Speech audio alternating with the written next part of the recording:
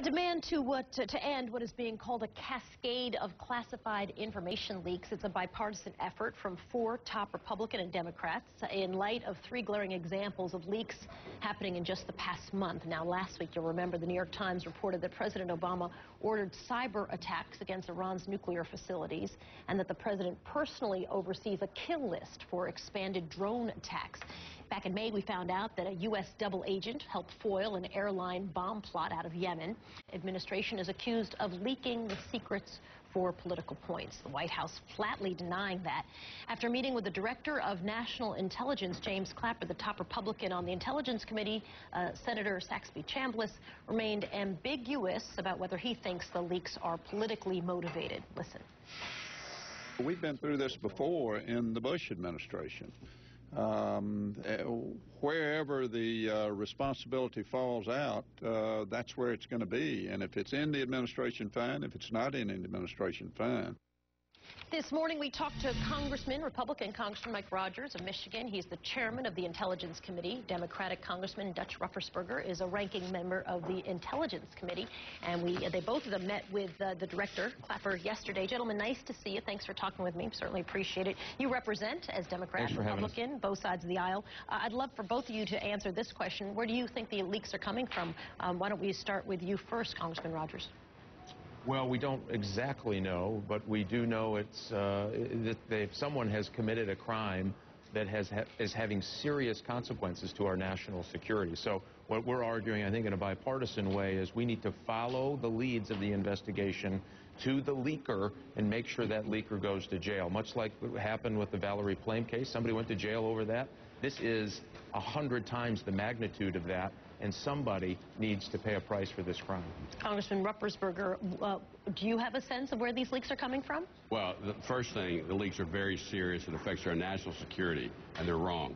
And we're going to follow the facts wherever they go. In a bipartisan way, the Senate and the House are coming together. We need the administration to work with us in a partnership to find out where the leaks are and how we're going to stop these leaks. And wherever the facts take us, that's where we should go. And if whoever did commit these leaks, they should be held accountable. But the question I asked, I think the leaks are coming from, do you have a gut sense of who's leaking? We don't know. That's what investigations are for. But these leaks have been occurring more and more as we've moved on. I've been on the Intelligence Committee for close to 10 years, and this is about the worst that I've seen it. This is wrong for America. Do you think it requires an outside investigator? A moment ago, we played a little bit of what Senator Chambliss was saying. What do you think?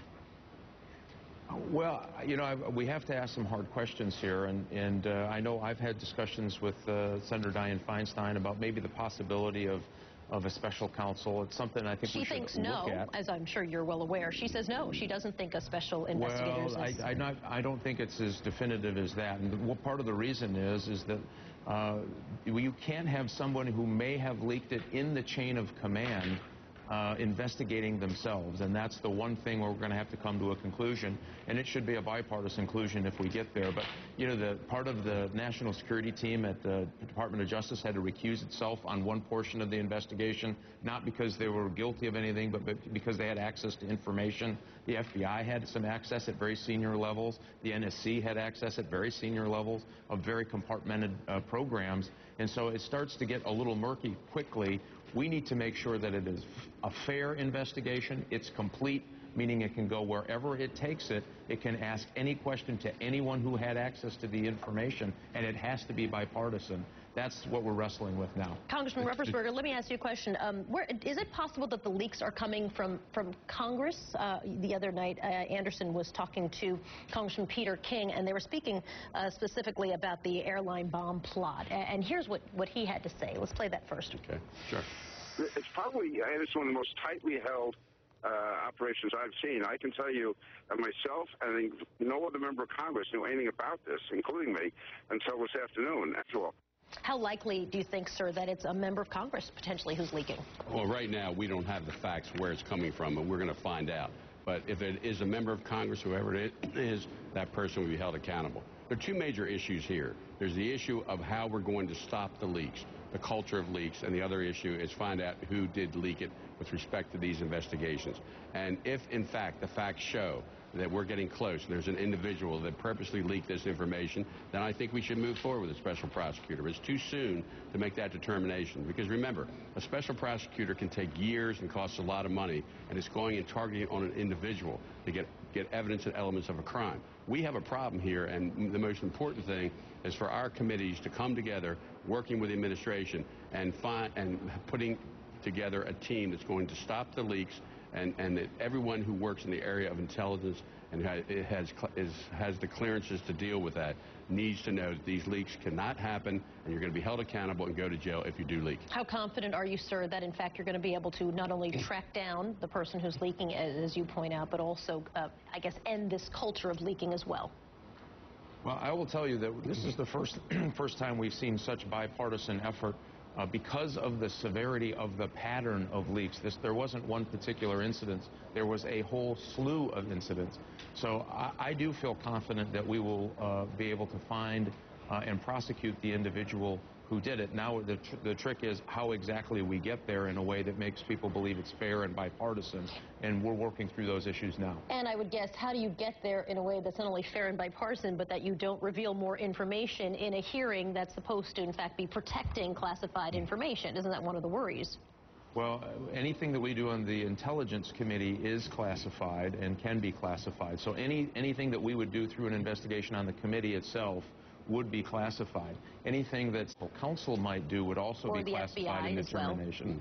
And for the FBI as well, because again, the level of information that, when you look at the whole pattern, tells you that it's someone very senior in the executive branch, or could possibly be a member of Congress in either committee.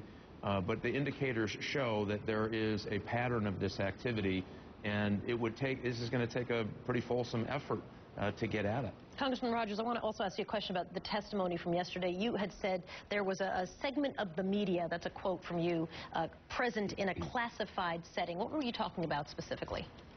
Media or medium, and I can't get into too many details, but we had, in the preliminary review, we had certain things that indicated to us that there was something to this notion that there's a pattern of problem here, and a culture of trying to feed the media things that were classified. That was one example where there was a situation that was classified that had an individual from the media or medium, a different type of medium, in an event that was inappropriate at best and may have violated other rules or laws as well. Are you talking specifically about documentary producers who were sitting in classified meetings? Yeah, unfortunately, I can't give all the details, but it was significant enough that it raised some concerns. Gentleman, Mike Rogers is a Republican from Michigan. Dutch Ruppersberger is a Democrat from the state of Maryland. Nice to have you. I appreciate your time.